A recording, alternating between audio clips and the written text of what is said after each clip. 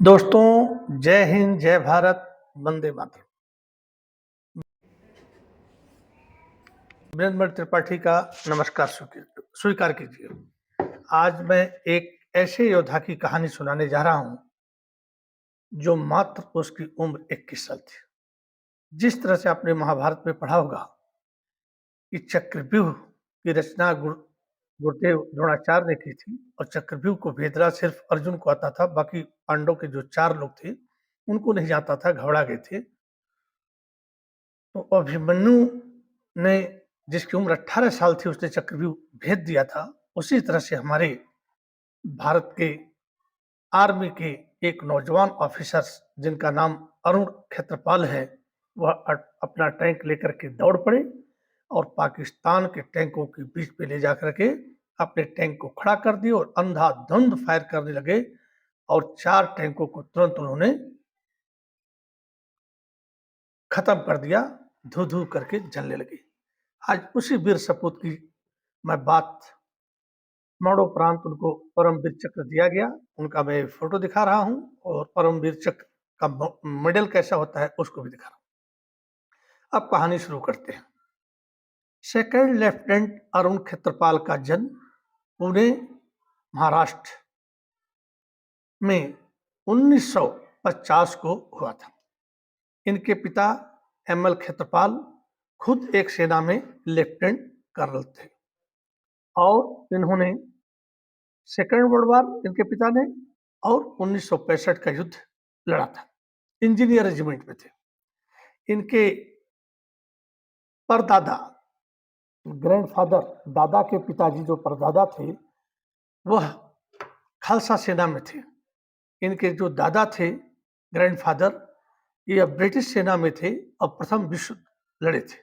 इनके पिताजी द्वितीय विश्व लड़े थे और 1965 के युद्ध लड़े थे।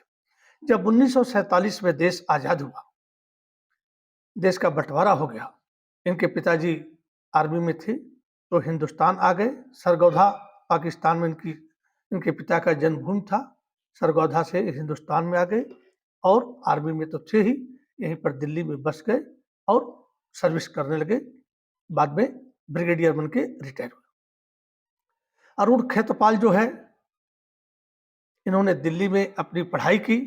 पहली पढ़ाई सेंट कोलंबा स्कूल, उसके बाद दूसरा स्कूल था लॉरेंस स्कूल सनावर में।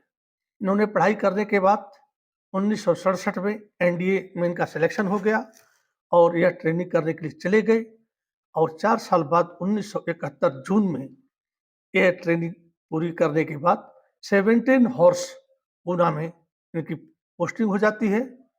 और हमारे आर्मी के लोगों को पता होगा कि जो ट्रेनिंग की जाती है तो ये नहीं होता कि ये ट्रेनिंग हमारी फाइनल हो, फर्दर हमको कई बार ट्रेनिंग करनी पड़ती है।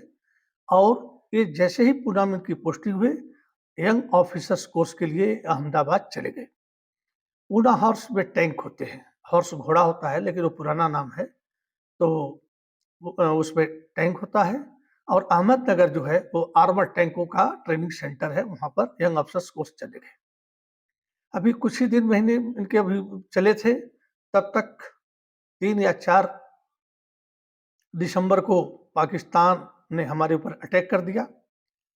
आर्मी हेडक्वार्टर से लेटर गया हर जगह कि जो जवान जहां पर है वो अपनी बटालियन में पहुंचे, क्योंकि युद्ध शुरू हो गया था। इनका कोर्स जहां तक चला था उसको खत्म कर दिया गया।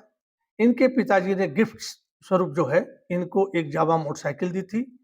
ये अहमदनगर से ट्रेन में अपनी मोटरसाइकिल को बुक करते हैं और दिल्ली होकर इनको जम्मू जाना था, तो दिल्ली आते हैं, मोटरसाइकिल उतारते हैं और पता करते हैं पंजाब मिल जा रही है जम्मू, तो वह जो है 4-5 घंटे लेट है। ये अपनी जावा मोटरसाइकिल को बाहर निकालते प्लेटफॉर्म से, स्टार्ट करते करते हुए जो है अपने घर आ जाते हैं, कालबेल दबाते हैं। इनके जो छोटे भाई मुकेश क्षेत्रपाल दरवाजा खोलते हैं, बोलते अरे भैया आप कैसे? तो बोले कि यार मेरा कोर्स जो है कैंसिल हो गया है और मुझे फ्रंट पर जाना है, फॉरवर्ड एरिया में जाना है और लड़ाई शुरू हो गई है। और अंदर आ जाते हैं। इनके माता पिताजी भी होते हैं, माता पिता से बात करते हैं कि पापा ऐसी ऐसी बात है। तो इनकी जब पंजाब मेल का जो टाइमिंग था उससे पहले ही शाम का जो है डिनर लग जाता है टेबल पर। ये फटाफट अपना खाते हैं, खाने के बाद जो है, ये जो है नौजवान यंग है 21 साल के भाई, नौजवानी खून तो आप जानते ही हैं।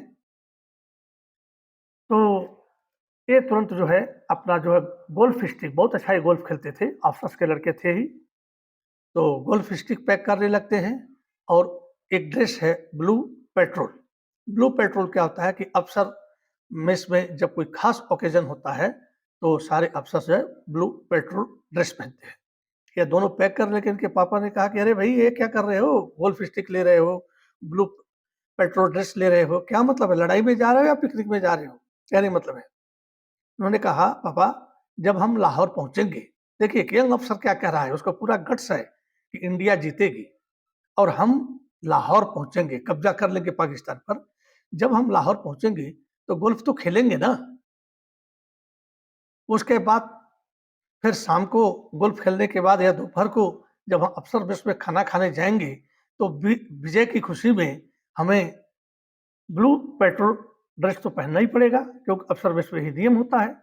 इन्होंने फटाफट पैक किया और स्टेशन आ गए, ट्रेन पकड़े, जम्मू पहुंच गए। जम्मू में जहाँ इनको रिपोर्ट करना था किए, और इनको जो है मतलब युद्ध जो शुरू हुआ तो हमारे पाकिस्तान और हिंदुस्तान के बीच में एक जगह है शकरगढ़, शकरगढ़ सेक्टर। सेक्टर मतलब लड़ाई का जो जहाँ फौज ज्यादा होती है वो शकरगढ़ सेक्टर है। वहां ये पहुंच जाते हैं। 17 पुनः हर्ष भी वहां अपनी आर्मर लेकर के पहुंची रहती है। उसके बाद उस आर्मर के सीओ होते हैं लेफ्टिनेंट कर्नल हनुज सिंह, उनका मैं फोटो दिखा रहा हूं। इनके ए और बी स्क्वाड्रन होता है। अब 15 की सॉरी अब इनके पूना हर 17 को 47 इन्फेंट्री बटालियन के ऊपर कमांड करने के लिए तैनात कर दिया गया था। कैसे लड़ाई लड़नी है, कैसे इन्फेंट्री आगे बढ़ेगी, कैसे आर्मर्ड कवरिंग फायर देगा, क्योंकि जब इन्फेंट्री आगे बढ़ती है, कहीं पर अटैक करती है तो दो तरह से कवरिंग फायर दिया जाता है। इसका मैं फोटो दिखा रहा हूँ। एक आर्टिलरी जिसको तोपखाना कहते हैं, और दूसरा जो है आर्मर्ड टैंक जिसको कहते हैं, कि ये दोनों पीछे से फायर करते जाते हैं, आगे दुश्मन को मारते जाते हैं, और इधर इस फायर जो गोला ऐसे जा रहा है इसके बीच से इन्फेंट्री बढ़ती जाती है और वहां पर कब्जा कर लेती है। अब शकरगढ़ सेक्टर में 15 तारीख की रात में मतलब एक टॉस दिया गया था 47 इन्फेंट्री ब्रिगेड को। वहां पर एक नदी है बसंतर नदी। बसंतर नदी पर पुल बनाना है, उसको पार करना है, और वो जो है हमारे बॉर्डर से 20-21 किलोमीटर अंदर बसंतर नदी है। अब उस पर घुसना है। तो 15 की रात में, और माइन भी पीछे रहते हैं, माइन फील्ड रहता है। जो इंजीनियर थी वो माइन अभी आधी हटा चुकी थी, इन्फेंट्री पुल बना ली थी रात के 9 बजते बजते। अब उस पार ये चले गए। उस पार जाने के बाद माइंस बिछे हुए हैं। अब वो माइंस इतना जल्दी क्लियर नहीं हो सकता है, क्योंकि युद्ध चल रहा है, बीच बीच में फायरिंग भी आ जाती है, तो उसको हटाते जा रहे हैं, इन्फेंट्री पर चली जाती है। अब ये हुआ कि जब तक ये माइंस क्लियर नहीं होगा तो आगे जो है टैंक कैसे जाएंगे।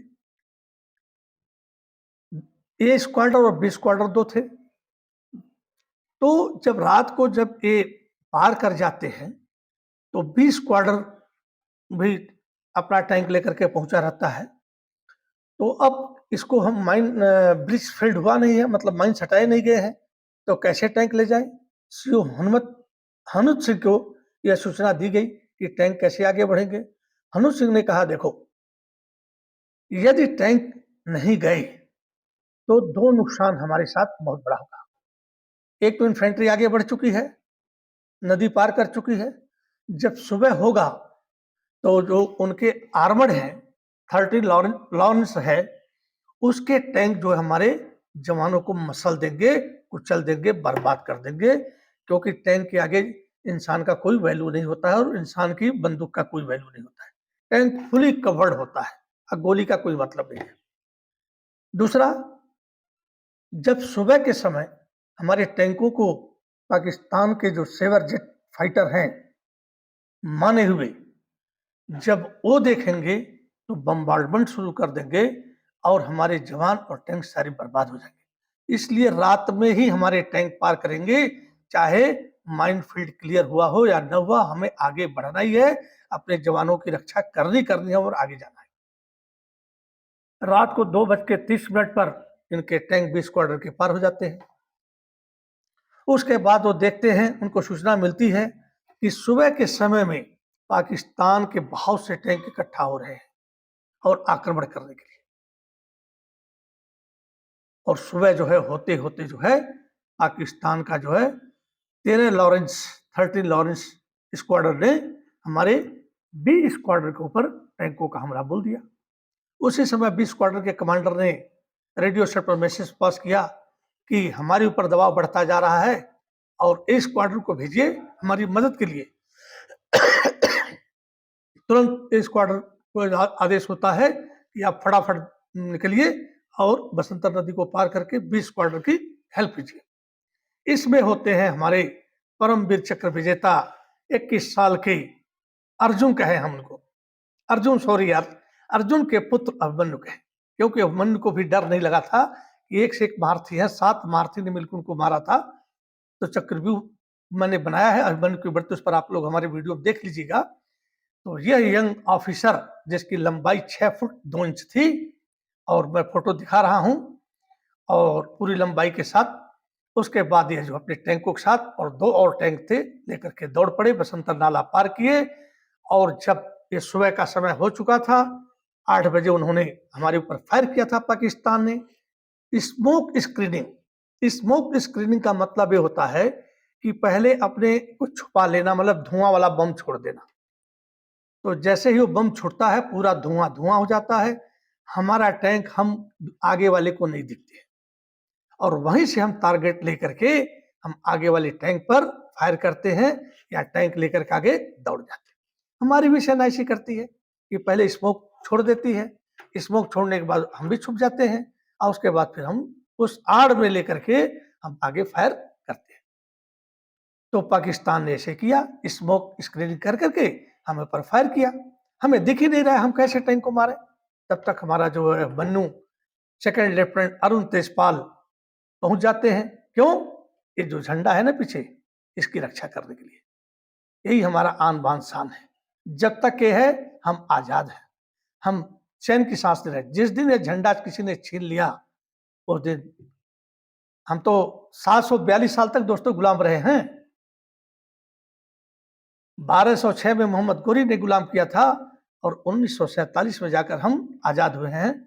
मैं एक टीचर हूं, आप गणित लगा लीजिएगा कि हम कितने साल तक गुलाम रहे। तो इस गुलामी को दोबारा हम नहीं ओढ़ेंगे। हमारे बहुत से ऐसे वीर सपूत हैं जिन्होंने मर गए हैं लेकिन पीछे हटे नहीं है। तो अरुण तेजपाल अपना टैंक दौड़ाते हुए आगे पहुंचते हैं, देखते हैं कि पाकिस्तान के बहुत से टैंक जले हुए हैं, उसको देख रहे होते हैं और अपने टैंक से भी फायर करते हैं। तब तक एक टैंक का गोला आकर के इनके टैंक के ऊपर लगता है, इनके टैंक में आग लग जाती है। जब इनके टैंक में आग लग जाती है तो इनके सीओ को पता चलता है, लेफ्टिनेंट का हनु सिंह, जो कि बहुत ही स्ट्रॉन्ग माइंड के थे और बहुत बहादुर थे। उनका बस चलता तो पाकिस्तान लाहौर तो पहुंच ही जाते। लेकिन अभी मैंने हाल ही में एक वीडियो देखा था, तो उसमें कहा गया था जनरल मानिक शाह से कि आप लाहौर तक क्यों नहीं बढ़े, बांग्लादेश तो बना दिए लेकिन आगे क्यों नहीं बढ़े। बोले पॉलिटिकल से बात थी, हम लड़े नहीं, हम डिफेंसिव रहे, मतलब बचाव करते रहे कि हमारे अंदर पाकिस्तान में घुस जाए। हम पाकिस्तान में नहीं घुसे, हमको ऐसे आदेश था। नहीं तो नक्शा ही हनु सिंह कुछ और बदल देते। मानिक शाह थे ही, पाकिस्तान जब पूर्वी पाकिस्तान को खत्म कर दिए, 93,000 सैनिक को अरेस्ट कर लिए, तो ये पाकिस्तान क्या हाल में था। बहुत आसानी से हम उसको पाकिस्तान को मिला लेते अपने हिंदुस्तान में, लेकिन पॉलिटिकल दबाव था तो सिर्फ डिफेंसिव किया गया और मतलब लाहौर की तरफ बढ़ने की बात नहीं थी। ये मानिक शाह का स्टेटमेंट है, मैंने पढ़ा है। उसके बाद जो है अरुण तेजपाल क्षेत्रपाल सोच रहे हैं कि 4 टैंक तो मैंने मार दिए, अब एक 5वां टैंक बड़ा तेजी से दौड़ते हुए आ रहा है, यदि इसको भी हम मार दें तो 5 टैंक हो जाएगा। अभी ये सोच ही रहे थे तब तक टैंक सामने आ गया। इन्होंने तुरंत गोला फायर कर दिया और उस टैंक कमांडर जिसका था नाजीर कहीं पर सेकंड लेफ्टिनेंट लिखा रहा है, कहीं पर मेजर लिखा हुआ है। कुछ भी हो, उस टैंक को चलाने वाले नासिर थे। उन्होंने भी गोला दागा, इन्होंने भी गोला दागा, दोनों एक दूसरे को टैंक में लगे। पर जैसे ही क्षेत्रपाल का गोला लगा, नासिर तुरंत अपने टैंक से कूदे और भाग गए। पर उनका जो गोला आया एक सीटी बजाते हुए सीधे टैंक के कपोला को, मतलब जो उसका बॉडी है उसको छेदते हुए इनके पेट में जाकर के घुसते हुए आगे निकल गया और इनकी सारी अतड़िया चमड़िया चिथड़े चिथड़े हो गए और बाहर हो गए और आग लगा हुआ है। इनका ड्राइवर हनुतराम इनको निकालने की कोशिश किया। 10:15 की वाकयात है, 16 दिसंबर 1971 की। लेकिन ऐसे चपक गए थे उसमें कि खींचने पर आधी कमर से पूरी बॉडी बाहर आ जाती। तो उन्होंने कहा कि मैं नहीं निकल सकता हूं, और इतना कह करके इस वीर सपूत ने अपनी गर्दन लुढ़का दी। मतलब लीला खत्म हो गई, वीरगति को प्राप्त हो गई। उसके बाद जब ये युद्ध चल रहा था, इनके घर पर इनके मम्मी पापा, इनके भाई बीबीसी न्यूज सुन रहे थे जो युद्ध चल रहा है हिंदुस्तान और पाकिस्तान का, क्या हो रहा है। जब शकरगढ़ की बात आई तो उनको लगा कि मेरा पुत्र तो शकरगढ़ में ही लड़ रहा है। तो तब तक 17 दिसंबर को सीज फायर हो गया, युद्ध विराम की घोषणा कर दी गई। हमारे श्रीमती इंदिरा गांधी ने भी घोषणा कर दिया कि लड़ाई खत्म। अब 17 को लड़ाई खत्म हो जाती है। 18 तारीख को उनका कमांडर पाकिस्तान का आता है बॉर्डर तरफ अपने जवानों की लाशें लेने के लिए जो युद्ध में मारे गए थे। अब तो कोई खतरा था नहीं, कोई अटैक होगा नहीं। तो जो अरुण क्षेत्रपाल का टैंक जल करके वहां पर पड़ा हुआ था, उसके पुर्जे जो है ब्लाड से जो है छितराए हुए थे, हमारे भारतीय सैनिक जो है उसको इकट्ठा कर रहे थे। वो आया और पूछता है कि ये टैंक कौन चला रहा था। उसमें कर्नल चीमा साहब थे। उस समय कहा कि इसको एक सेकंड लेफ्टिनेंट अरुण क्षेत्रपाल चला रहा था। कहे मैं इस योद्धा से मिलना चाहता हूँ। यह शेर की तरह से डटा हुआ था अकेले ही, जैसे सिंह जो है, शेर जो है हिरणों के बीच में घुस जाता है और डरता नहीं है। हजारों हिरण होते हैं, सैकड़ों होते हैं, लेकिन वो डरता ही नहीं है। उसी तरह से आपका जो योद्धा था, जो सैनिक था, उसको डर नहीं लगा और वो खड़ा रहा, मैं उससे मिलना चाहता हूँ। इन्होंने कुछ कॉन्फिडेंशियल की वजह से कहा कि नहीं, उसको हमने बाहर भेज दिया है, किसी और जगह चला गया है, और वो अपने लाशों को इकट्ठा किए और चले गए। 16 को वे वीरगति को प्राप्त होते हैं 10:15 पर। 17 को सीज फायर होता है। 18 तारीख को छोड़ करके 19 तारीख को सुबह ही जो है एक खत और एक पार्सल, छोटा सा सामान जो है इनके दरवाजे पर पोस्टमैन जाकर के बिल दबाता है। इनकी माँ जो है दरवाजा खोलती है, वह लेटर देती है और पैक देती है। जब लेटर खोल के पढ़ा जाता है तो भारत सरकार की तरफ से लिखा रहता है कि आपके पुत्र बड़ी बहादुरी से लड़े और वीरगति को प्राप्त हो गए। हमें उसका बहुत बड़ा अफसोस है, हम आपको सांत्वना देते हैं। उसके बाद वे पैकेट खोलती है तो वही जो है इनका स्टिक जो था, गोल्फ स्टिक, और ब्लू पेट्रोल ड्रेस जो था वो उसमें रखा हुआ है। देखते ही लोग फपक के रो पड़े।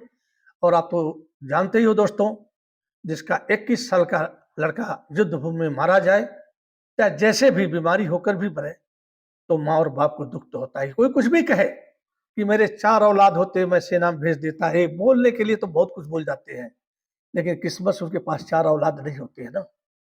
एक थे, एक चले गए, तो बोलते उसको भेज दूंगा। इतना आसान नहीं है जलना।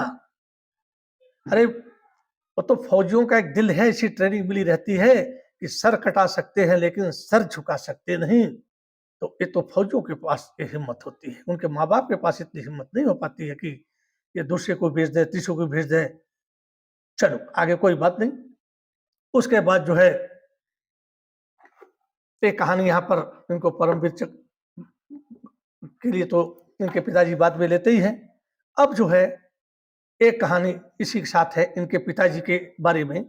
इनके पिताजी हमेशा सोचते थे कि जो मातृभूमि छोड़ करके मैं आया हूं, उसका एक बार दीदार होना चाहिए, एक बार मैं देख लूं। 2021 में इनको पता चला कि जो गवर्नमेंट कॉन्वेंट स्कूल था उसका यूनिवर्सिटी डे है, तो ये जो है बाई एयर अपने गांव सरगोधा के लिए रवाना होते हैं। लाहौर एयरपोर्ट पर पहुंचते हैं, वहां पर स्कूल में जाते हैं और वहां पर ओल्ड बॉयज का मतलब ये है कि जो पुराने बच्चे पढ़कर निकल चुके हैं, यदि उस सेरेमोनी में आ रहे हैं तो एनिवर्सरी में आ रहे हैं तो उनको कहाँ रखा जाए, तो एक जगह बनाई गई थी, वहां पर इनको रखने की व्यवस्था थी। कहीं ये देता है कि ब्रिगेडियर नासिर जो है उनको एयरपोर्ट पर रिसीव करते हैं। जो भी है, ये वहां गए, भाग लिए, ब्रिगेडियर नासिर इनको अपने घर ले गए। 3 दिन खूब, अब देखिए 65 की लड़ाई में मतलब यदि स्क्वाड्रन लीडर थे नासिर जी, तो 65 की लड़ाई, अब 65 की लड़ाई में मतलब एम एल क्षेत्रपाल जो अरुण क्षेत्रपाल के पिताजी हैं, दोनों लोग लड़े हैं। लेकिन आज लड़ाई खत्म हो चुकी है और सैनिकों का किसी सैनिक से कोई जाति दुश्मनी नहीं होता है। देश देश लड़ता है और देश के लिए लड़ा जाता है। युद्ध बंद हो जाता है, पूरी शांति हो जाती है। Hello how are you, border पर भी लोग हाथ मिलाते हैं। खूब खातिरदारी किए। कल जाना है, एक दिन शाम की बात है, लान में दोनों मैं फोटो दिखा रहा हूँ उनकी, और अरुण क्षेत्रपाल के माता के पिता के भी बीच में मैं फोटो दिखा दूंगा। तो उसमें ये लोग टहल रहे हैं। तो अब बात को कैसे शुरू किया जाए, तो ये कहते हैं ब्रिगेडियर अब ये नासिर हो जाते हैं और 13 लॉरेंस के एक कमांडेंट होते हैं। तो ये कहते हैं कि अंकल मैं 1971 के लड़ाई में था। बोले कैसे? बोला मैं 17 लॉरेंस का जो है मैं कमांडेंट हूँ। तो बोला तो वो कहा कुछ नहीं, ऐसे ही। तो कहे कि 71 की लड़ाई में तो मेरा लड़का भी था, सेकंड लेफ्टिनेंट अरुण क्षेत्रपाल, जिसको परमवीर चक्र मिला है। तो कहते हाँ मैं जानता हूँ। बोला कैसे जानते हो? अब इनको आ गया। बोला अंकल आपका लड़का शेर के माफिक टैंक लेकर के खड़ा था हमारे सामने, हमारे 4 टैंक उसने अकेले उड़ाए। मैं उस स्क्वाड्रन कमांडर था। मैं अपना टैंक लेकर के आगे बहुत तेजी से बढ़ा। जब हमारे 4 टैंक जलने लगे तो आगे बढ़ा, तो आपके लड़के का टैंक था। मैंने तुरंत आपके लड़के के टैंक के ऊपर फायर किया और उसने भी मेरे टैंक के ऊपर फायर कर दिया। उसको मौत से डर लग ही नहीं रहा था अंकल, और अकेला था, उसके अगल पर कोई टैंक भी नहीं थे, अकेला। तो उसने जब फायर किया तो उसका एक गोला मेरे टैंक में लगा और लगते ही मैं कूद करके बाहर हो गया, भाग गया। लेकिन मेरा जो गोला था उस टैंक में जाके लगा और उसी गोले से आपके पुत्र की हत्या हुई, मौत हुई। और इतना कह करके ब्रिगेडियर नासिर ने अपना गर्दन नीचे कर लिया और लान की घास को लगे देखने। ब्रिगेडियर क्षेत्रपाल को 30 साल पुराना 71 में लड़ाई थी, 2001 की बात है ये। उनका पूरा सीन दिमाग में घूमने लगा अरुण क्षेत्रपाल का। और ब्रिगेडियर साहब क्या है, जो होनी है तो होगी ही। अपना गर्दन उठाए, नासिर को देखे, नासिर की गर्दन झुकी थी, 4 कदम गए और नासिर को गले लगा लिया। कहने का मतलब ये है कि एक योद्धा ने एक योद्धा के प्रति जो करना चाहिए अपना कर्तव्य किया। नासिर ने कहा कि यदि गोले दोनों चले थे, मैं बच गया एक कहानी सुनाने के लिए, हो सकता था आपका लड़का बच जाता, मैं कहानी सुनाने के लिए होता। एक को तो रहना ही था, तो जो अल्लाह को मंजूर था वह मैं बच गया और आपके पुत्र नहीं रहे, लेकिन लड़े वो बड़ी बहादुरी से शेर की तरह से। तो दोस्तों फिर इनको मरणोपरांत परमवीर चक्र मिला। और आप लोग वीडियो देखते रहिए। हमारे देश में ऐसे ऐसे वीर सपूत हैं। महाभारत में ये बन्नू थे तो आज भी बन्नू है, ऐसी बात नहीं है। अकेले अकेले खोखरी से 50-50 को मेजर धन सिंह थापा ने काट दिया। मैंने वो भी बनाया, परमवीर चक्र पर आप देखते रहिए और उसको थोड़ा लाइक सब्सक्राइब और शेयर भी करते रहिए, क्योंकि मैं आप लोगों का प्यार मिलता है तो मैं देखिए हंस रहा हूँ, बना रहा हूँ। और अभी एक वीडियो बनाया था तो कुछ फोटो वगैरह डालते हैं ना, तो अब तक आपके पास वीडियो पहुंच गया होता, लेकिन यूट्यूब ने कह दिया कि कॉपीराइट, उसको फिर हटाना पड़ा और फिर एक दूसरा वीडियो बना रहा हूं और फिर मैं आगे बनाता रहूंगा। आपका सहयोग चाहिए। इसी के साथ जय हिंद, जय भारत, वंदे मातरम।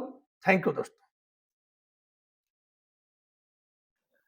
जब सीओ हनु सिंह को पता चलता है कि क्षेत्रफल के टैंक में आग लग गई, तो वो आदेश देते हैं कि अरुण तुम वापस आ जाओ। और यह अपने रेडियो सेट से जवाब देते हैं, सर मेरे टैंक में आग लगी है और मेरी गन फायरिंग कर रही है और मैं वापस नहीं आ सकता। उसके बाद अपना रेडियो सेट बंद कर देते हैं और फायर पर अपना लग जाते हैं।